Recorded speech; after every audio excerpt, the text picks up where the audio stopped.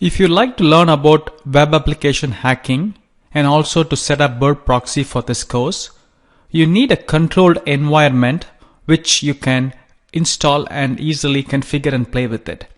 So I would like to introduce the Web Attacks and Exploitation Distro, which is also called as WAED, W-A-E-D, which is basically a Debian distribution loaded with vulnerable apps.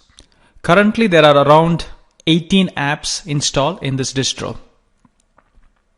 And you can click on the gallery to see the screenshots of all the different apps that are installed. And you can easily start, stop, reset these apps to the initial settings.